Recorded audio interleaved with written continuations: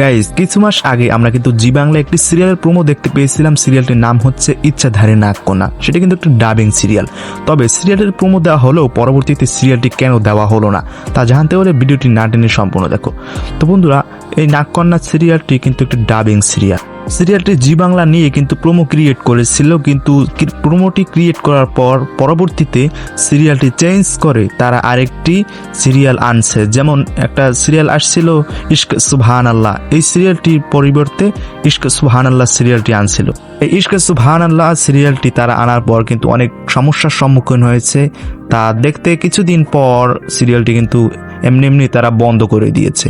তো গাইস, এখন এই সিরিয়ালটি কিন্তু আসার খুব সম্ভাবনা আছে, কারণ এই সিরিয়ালটি আসার পর প্রোমোটি দেখার পর কিন্তু দর্শকরা অনেক আগ্রহ ছিল সিরিয়ালটি দেখার জন্য, কিন্তু তারা দেখতে পেল যে সিরিয়ালটি আর আসতো না।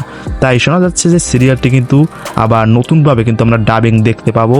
জি বাংলা কিন্তু এর ভিতর কাজ শুরু করেছে, তবে কবে থেকে দেখতে পাবো সেটা কিন্তু এখনো জানা নাই।